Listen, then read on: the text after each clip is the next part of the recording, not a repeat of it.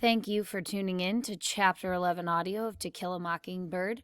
Today we're going to be meeting a character named Mrs. Dubose. Now, she is an old woman who lives down the street from the Finch family, and while you may formulate some early opinions on her, keep in mind that as we continue to read this chapter, the kids are going to learn a lot of life lessons from Mrs. Dubose. Well, specifically through Atticus, but it's based around Jem and Scout's experience with Mrs. Dubose. So let's go ahead and get started. As in past recordings, we are going to use this note sheet to keep track of important lines and occurrences within Chapter 11. Let's go ahead and get started. When we were small, Jem and I confined our activities to the southern neighborhood, but when I was well into the second grade at school and tormenting Boo Radley became passé, the business section of Maycomb drew us frequently up the street past the real property of Mrs. Henry Lafayette Dubose. It was impossible to go to town without passing her house, unless we wished to walk a mile out of the way. Previous minor encounters with her left me with no desire for more, but Jem said I had to grow up sometime. Mrs. Dubose lived alone except for a Negro girl in constant attendance. 2 doors up the street from us, in a house with steep front steps and a dog-trot hall. She was very old. She spent most of each day in bed and the rest of it in a wheelchair. It was rumored that she kept a CSA pistol concealed among her numerous shawls and wraps. Jem and I hated her. If she was on the porch when we passed, we would be raked by her wrathful gaze, subjected to ruthless interrogation regardless of our behavior, and given a melancholy prediction on what we would amount to when we grew up, which was always nothing. We had long ago given up the idea of walking past her house on the opposite side of the street. That only made her raise her voice and let the whole neighborhood in on it. We could do nothing to please her. If I said as sunnily as I could, "Hey, Miss Dubose," I would receive for an answer, "Don't you say hey to me, you ugly girl. You say good afternoon, Miss Dubose." She was vicious. Once she heard Jem refer to our father as Atticus, and her reaction was apoplectic. Besides being the sassiest, most disrespectful mutts who ever passed her way, we were told that it was quite a pity our father had not remarried after our mother's death. A lovelier lady than our mother never lived, she said, and it was heartbreaking the way Atticus Finch let her children run wild. I did not remember our mother, but Jem did. He would tell me about her sometimes, and he was livid when Mrs. Dubose shot us this message. Jem, having survived Boo Radley, a mad dog, and other terrors, had concluded that it was cowardly to stop at Miss Rachel's front steps and wait, and had decreed that we must run as far as the post office corner each evening to meet Atticus coming home from work. Countless evenings Atticus would find Jem furious at something Mrs. Dubose had said when we went by. "Easy does it, son," Atticus would say. "She's an old lady and she's ill. You just hold your head high and be a gentleman. Whatever she says to you, it's your job not to let her make you mad." Jem would say she must not be very sick. She hollered at us so. When the 3 of us came to her house, Atticus would sweep off his hat, wave gallantly to her, and say, "Good evening, Mrs. Dubose. You look like a picture this evening." I never heard Atticus say like a picture of what.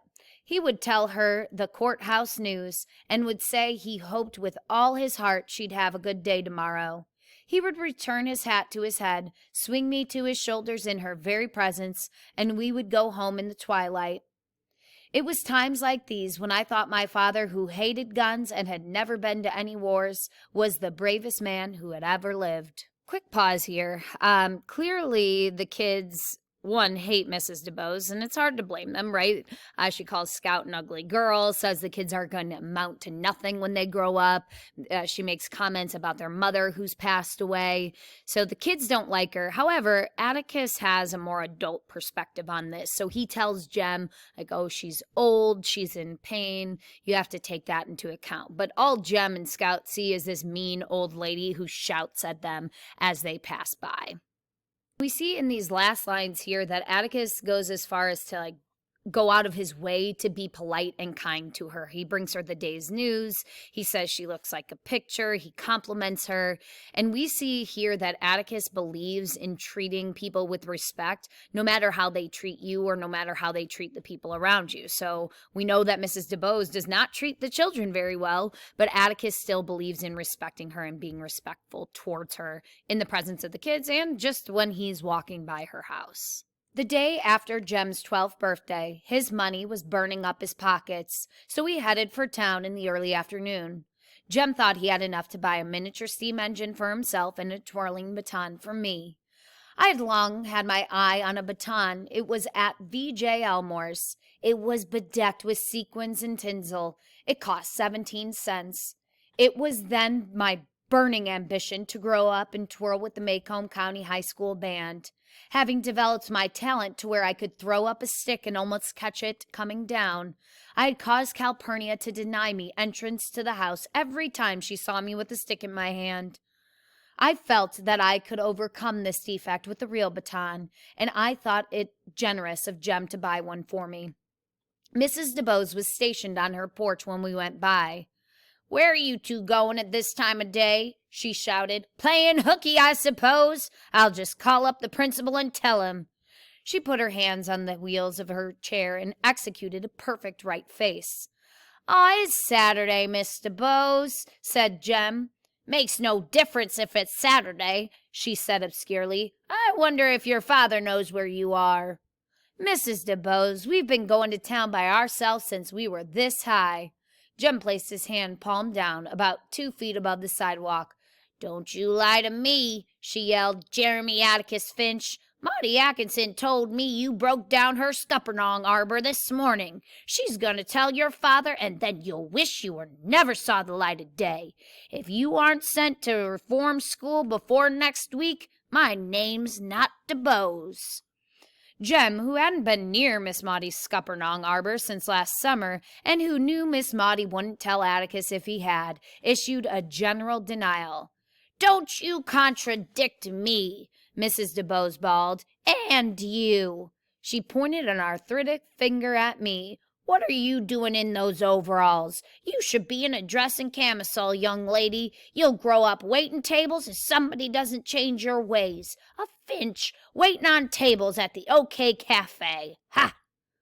I was terrified. The OK Cafe was a dim organization on the north side of the square. I grabbed Jem's hand, but he shook me loose. "Come on, Scout," he whispered. "Don't pay any attention to her. Just hold your head high and be a gentleman." But Mrs. Dubose held us. "Not only a Finch waiting on tables, but one in the courthouse lawn for—" Jem stiffened. Mrs. Dubose's shot had gone home, and she knew it.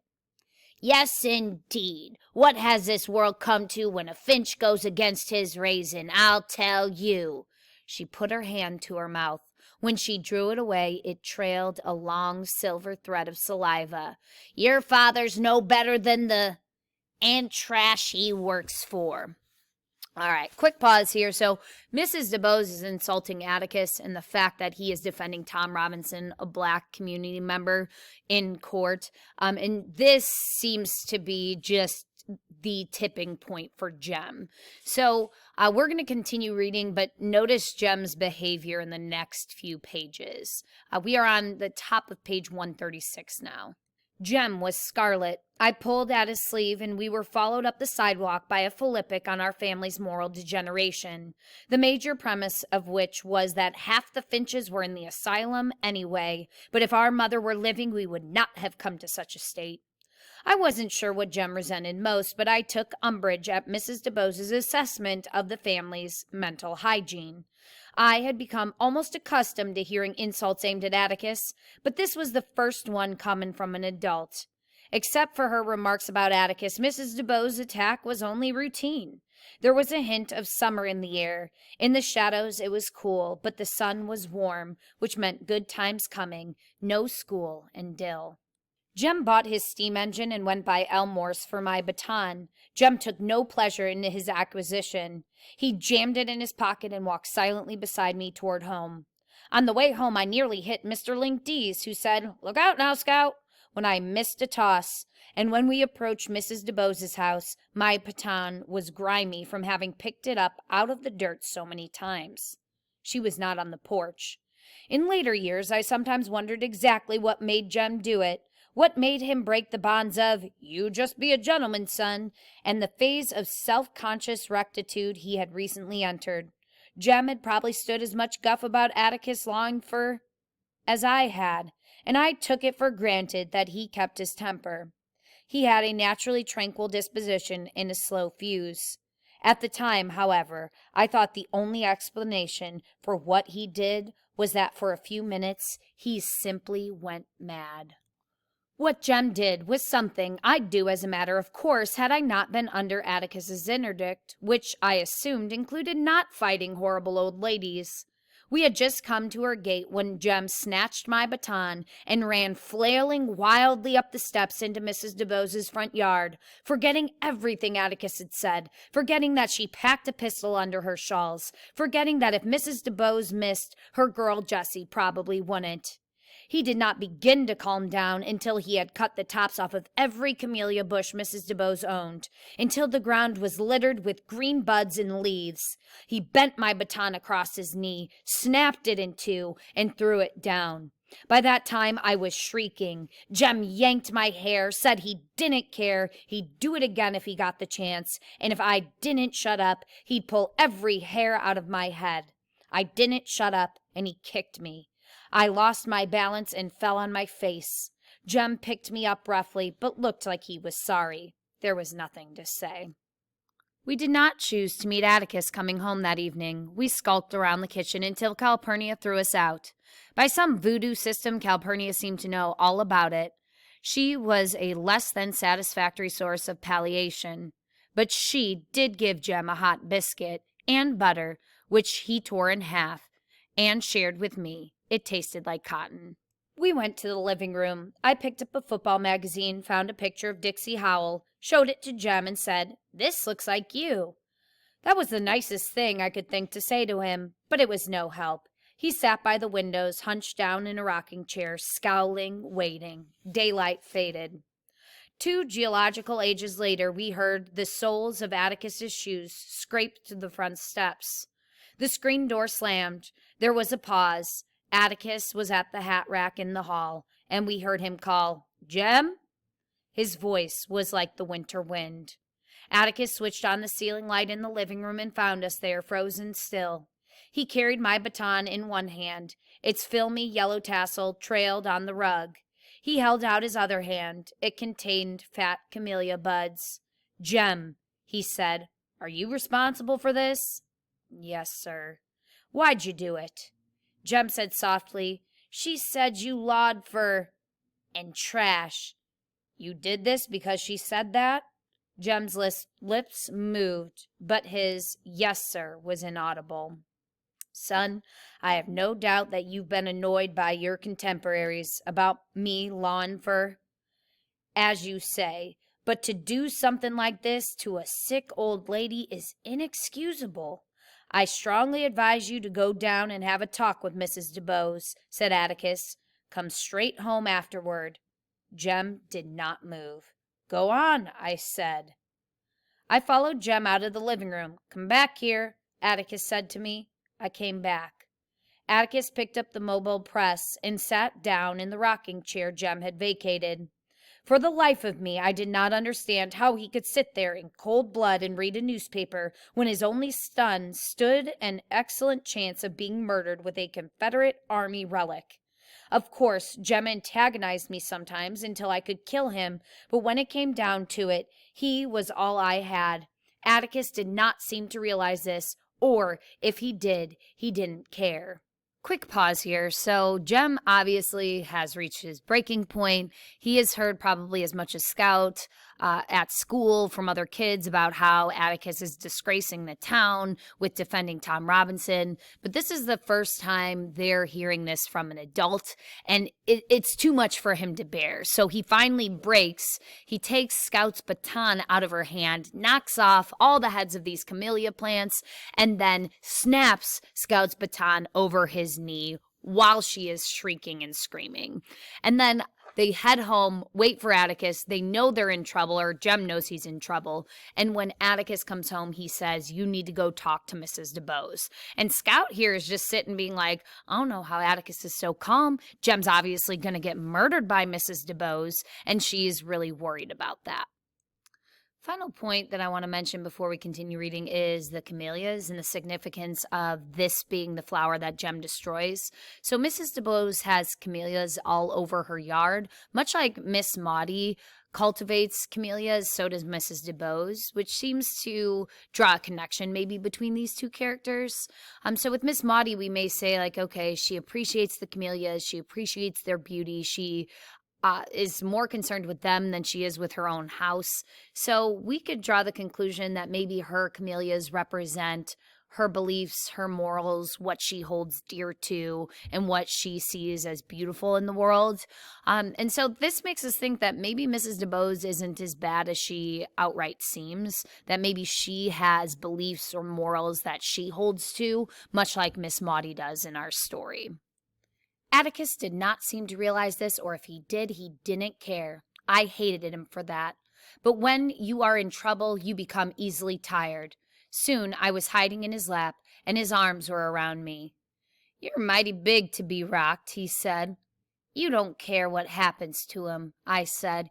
You just send him to get shot at when all he was doing was standing up for you.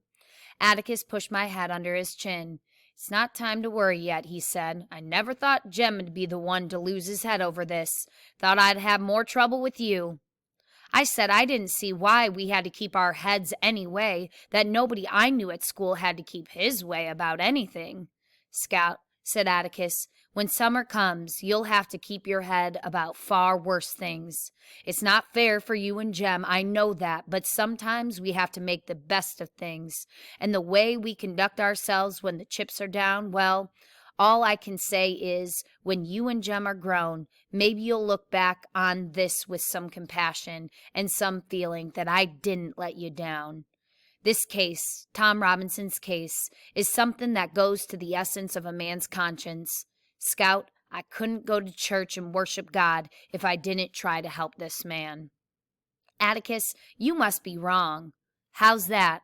Well, most folks seem to think they're right and you're wrong. They're certainly entitled to think that, and they're entitled to full respect for their opinions, said Atticus. But before I can live with other folks, I've got to live with myself. The one thing that doesn't abide by majority rule is a person's conscience.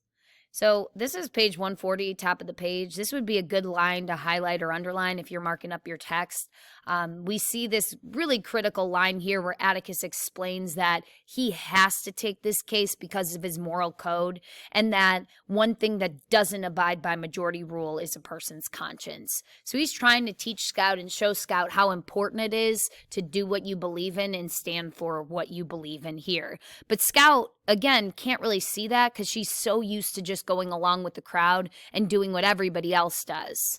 And she has the luxury of being able to do this because, one, she's a white community member, and also because her father is well respected and they have more money than most people in Maycomb. So she's never had to worry about being on the outside, about being considered the other, about not belonging. And here we're seeing Scout for the first time in her family. They're not really belonging. The community is viewing what Atticus is doing as immoral and is something to be scorned at and something to criticize the Finches about rather than something to be upheld. Now, do all community members disagree with Atticus? No, but the majority and the ones that are speaking out have the loudest voices, and that's what the kids are hearing. When Jem returned, he found me still in Atticus's lap. Well, son, said Atticus. He set me on my feet, and I made a secret reconnaissance of Jem. He seemed to be all in one piece, but he had a queer look on his face. Perhaps she had given him a dose of calomel. I cleaned it up for her and said I was sorry, but I ain't, and that I'd work on 'em every Saturday and try to make 'em grow back out. There was no point in saying you were sorry if you aren't, said Atticus. Jem, she's old and ill. You can't hold her responsible for what she says and does. Of course, I'd rather she'd have said it to me than to either of you, but we can't always have our druthers. Jem seemed fascinated by a rose in the carpet. Atticus, he said, she wants me to read to her. Read to her? Yes, sir. She wants me to come every afternoon after school and Saturdays and read to her out loud for 2 hours. Atticus, do I have to? Certainly. But she wants me to do it for a month. Then you'll do it for a month. Jem planted his big toe delicately in the center of the rose and pressed in it. Finally, he said, Atticus, it's all right on the sidewalk, but inside it's all dark and creepy. There's shadows and things on the ceiling. Atticus smiled grimly. That should appeal to your imagination. Just pretend you're inside the Radley house. The following Monday afternoon, Jem and I climbed the steep front steps to Mrs. Dubose's house and padded down the open hallway. Jem, armed with Ivanhoe and full of superior knowledge, knocked at the second door on the left. So, quick pause. Jem's punishment is to read to Mrs. Dubose, which he clearly does not want to do and tries to get out of. But Atticus says, no, Jem, if she wants you to read to her, that's what you're going to do. So now we find the children at Mrs. Dubose's house. Mrs. Dubose, he called. Jessie opened the wood door and unlatched the screen door. Is that you, Jem Finch? She said. You got your sister with you? I don't know. Let 'em both in, Jessie, said Mrs. Dubose. Jessie admitted us and went off to the kitchen. An oppressive odor met us when we crossed the threshold, an odor I had met many times in rain-rotted gray houses where there are coal oil lamps, water dippers, and unbleached domestic sheets. It always made me afraid, expectant, watchful. In the corner of the room was a brass bed, and in the bed was Mrs. Dubose. I wondered if Jem's activities had put her there, and for a moment I felt sorry for her. She was lying under a pile of quilts and looked almost friendly. There was a marble-topped washstand by her bed. On it were a glass with a teaspoon in it, a red-eared syringe, a box of absorbent cotton, and a steel alarm clock standing on 3 tiny legs. "So you brought that dirty little sister of yours, did you?" was her greeting. Jem said quietly, "My sister ain't dirty, and I ain't scared of you," although I noticed his knees shaking. I was expecting a tirade, but all she said was, "You may commence reading, Jeremy." Jem sat down in a cane-bottomed chair and opened Ivanhoe. I pulled up another one and sat beside him. "Come closer," said Mrs. Dubose. "Come to the side of the bed." We moved our chairs forward. This was the nearest I had ever been to her, and the thing I wanted most to do was to move my chair back again. She was horrible. Her face was the color of a dirty pillowcase, and the corners of her mouth glistened with wet, which inched like a glacier down the deep grooves enclosing her chin. Old age liver spots dotted her cheeks, and her pale eyes had black pinpoint pupils. Her hands were knobby, and the cuticles were grown up over her fingernails. Her bottom plate was not in, and her upper lip protruded. From time to time she would draw her nether lip to her upper plate and carry her chin with it. This made the wet move faster. I didn't look any more than I had to. Jem reopened Ivanhoe and began reading. I tried to keep up with him, but he read too fast. When Jem came to a word he didn't know, he skipped it, but Mrs. Dubose would catch him and make him spell it out. Jem read for perhaps 20 minutes, during which time I looked at the soot-stained mantelpiece, out the window, anywhere to keep from looking at her. As he read along, I noticed that Mrs. Dubose's corrections grew fewer and farther between, that Jem had even left one sentence dangling in mid-air. She was not listening. I looked toward the bed. Something had happened to her. She lay on her back with the quilts up to her chin. Only her head and shoulders were visible. Her head moved slowly from side to side. From time to time she would open her mouth wide, and I could see her tongue undulate faintly. Cords of saliva would collect on her lips. She would draw them in, then open her mouth again. Her mouth seemed to have a private existence of its own. It worked separate and apart from the rest of her, out and in, like a clam hole at low tide. Occasionally it would say, "Pfft," like some vicious substance coming to a boil. I pulled at Jem's sleeve. He looked at me, then at the bed. Her head made its regular sweep towards us, and Jem said, "Mrs. Dubose, are you all right?" She did not hear him. The alarm clock went off and scared us stiff. A minute later, nerves still tingling, Jem and I were on the sidewalk, headed for home. We did not run away. Jessie sent us. Before the clock wound down, she was in the room pushing Jem and me out of it. "Shoo," she said. "Y'all go home." Jem hesitated at the door. "It's time for her medicine," Jessie said. As the door swung shut behind us, I saw Jessie walking quickly towards Mrs. Dubose's bed. All right, quick pause here. So they're reading to Mrs. Dubose. She's very on top of things. So if Jem skips a word, if he says something wrong, she makes him spell it out.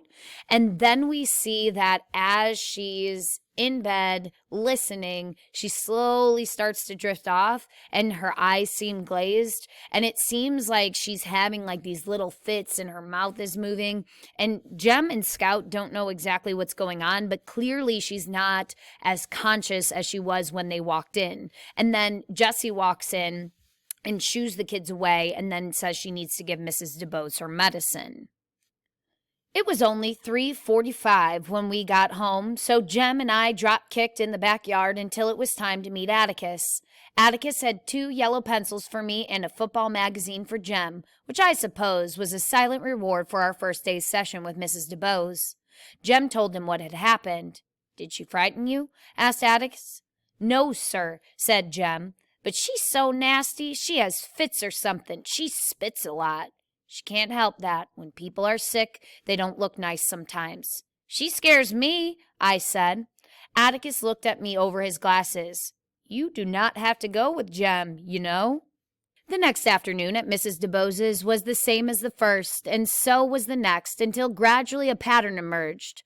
Everything would begin normally. That is, Mrs. Dubose would hound Jem for a while on her favorite subjects, her camellias and our father's loving propensities. She would grow increasingly silent, then go away from us. The alarm clock would ring, Jessie would shoo us out, and the rest of the day was ours.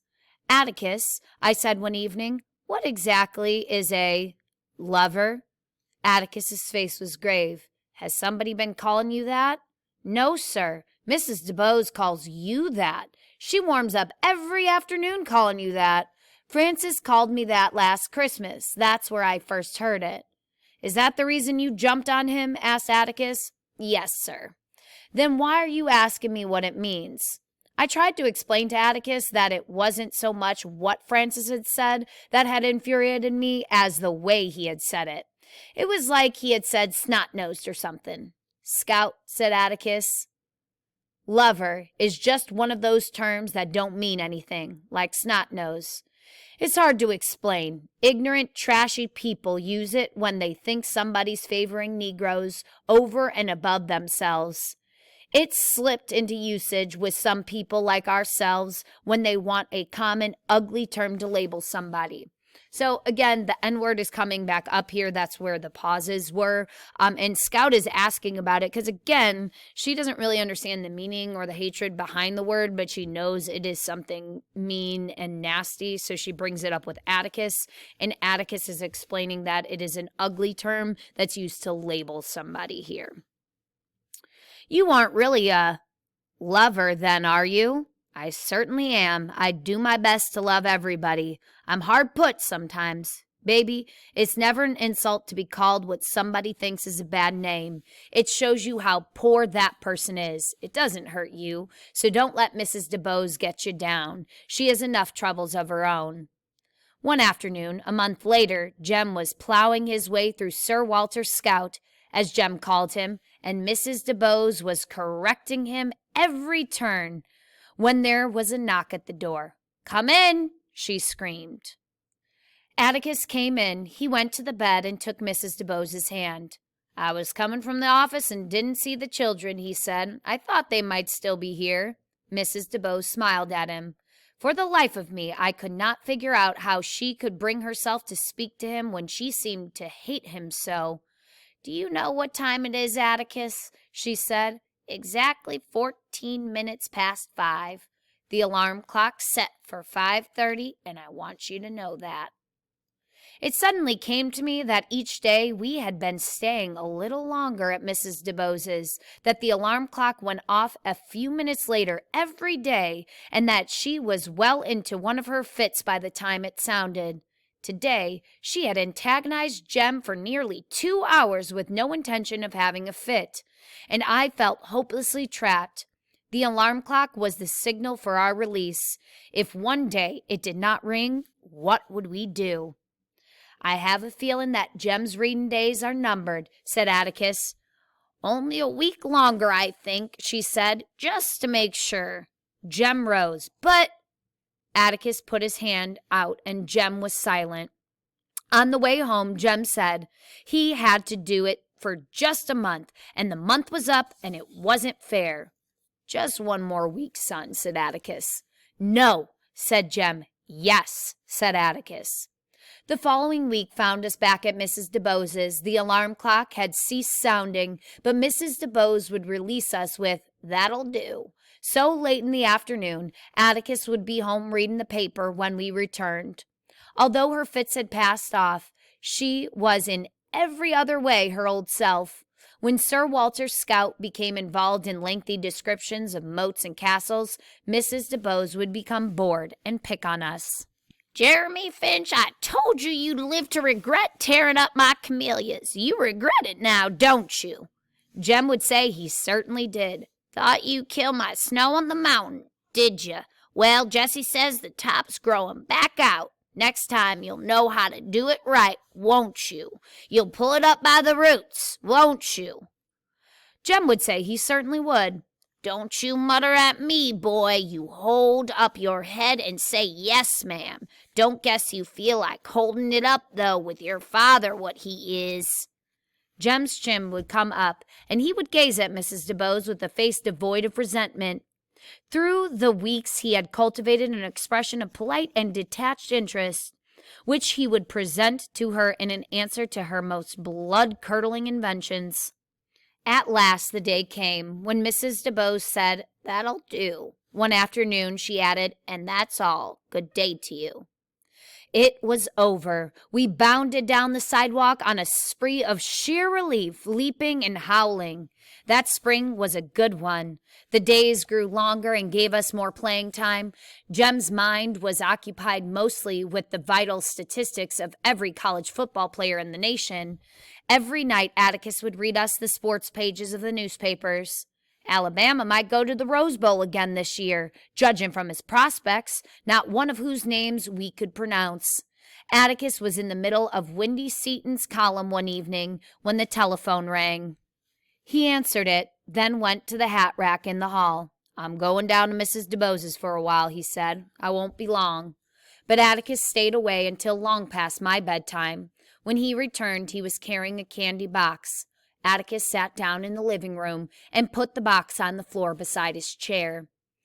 "What'd she want?" asked Jem. We had not seen Mrs. Dubose for over a month. She was never on the porch any more when we passed. "She's dead, son," said Atticus. "She died a few minutes ago." "Oh," said Jem. Well is right," said Atticus. "She's not suffering any more. She was sick for a long time. Son, didn't you know what her fits were?"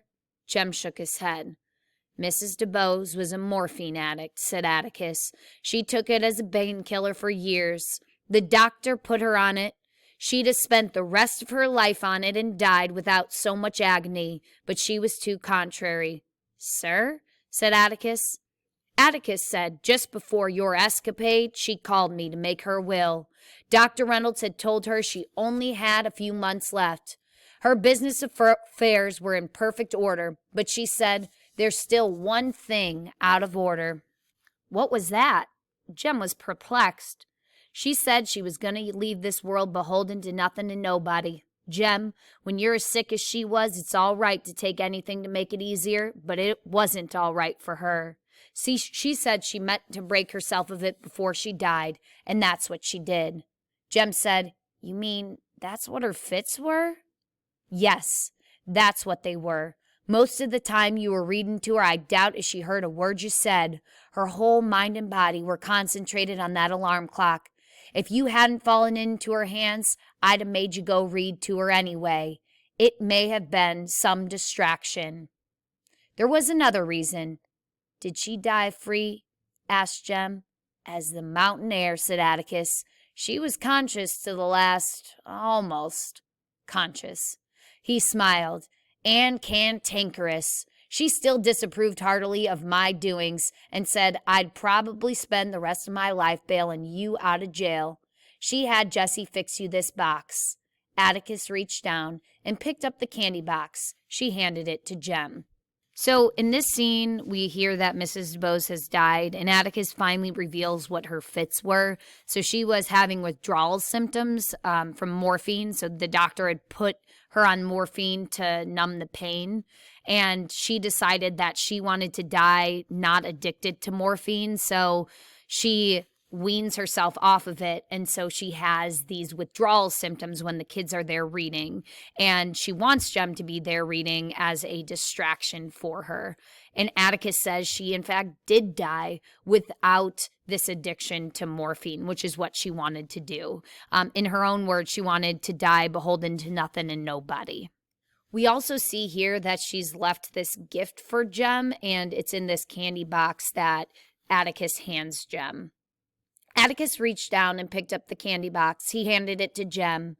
Jem opened the box. Inside, surrounded by wads of damp cotton, was a white, waxy, perfect camellia. It was a snow on the mountain.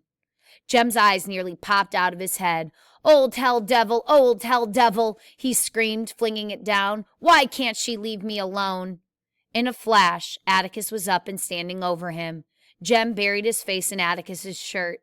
She said, "I think that was her way of telling you, everything's all right now, Jem. Everything's all right.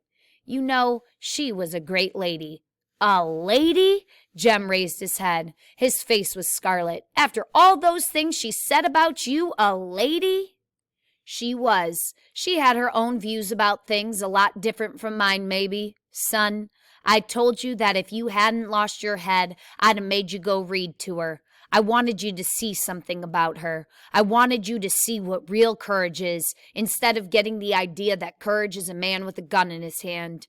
It's when you know you're licked before you begin, but you begin anyway, and you see it through no matter what. You rarely win, but sometimes you do. Mrs. Dubose won, all 98 pounds of her. According to her views, she died beholden to nothing and nobody. She was the bravest person I ever knew." Jem picked up the candy box and threw it into the fire. He picked up the camellia, and when I went off to bed, I saw him fingering the wide petals. Atticus was reading the paper. So we see Atticus here trying to teach the kids what he believes real courage to be. So he knows that the kids saw him as this hero when he shot the dog, and he didn't want them to see him in that way, in that moment. He wants them to see that acts of courage go beyond just like physical courage, that doing what you believe in and trying to fight for something, even though other people may not understand, is important. Mrs. Dubose was a morphine addict. However, she was literally dying, and the morphine was helping numb that pain. And nobody would blame her for continuing to take this medication. However, she did not want to die addicted to anything. So she is willing to go through pain and suffering in order to be free of the morphine.